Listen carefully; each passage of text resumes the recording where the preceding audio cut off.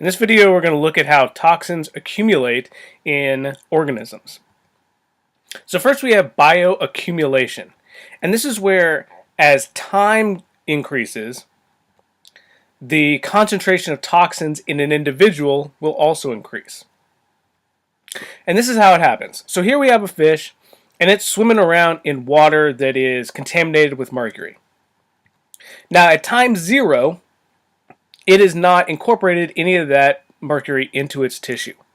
However, as it ages, and just by living within this ecosystem, some of that mercury is going to be ingested and incorporated into its tissues. And so as we go along, that fish is going to incorporate more and more of the mercury and get a higher and higher concentration of that toxin within its tissues. Now, on the other hand, biomagnification means that as you go up in trophic level, the concentration of toxins is going to increase. So let's say we have some algae. So these are at the bottom of our trophic diagram. And they're living in an environment that's also contaminated with mercury. Because of this, they're going to incorporate a very small amount of that mercury into their tissue, into their cells. So we're going to show them on here as having a very low concentration per individual.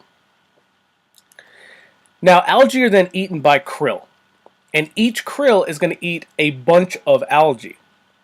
And so each krill will incorporate the mercury from each one of those individuals of algae that it eats.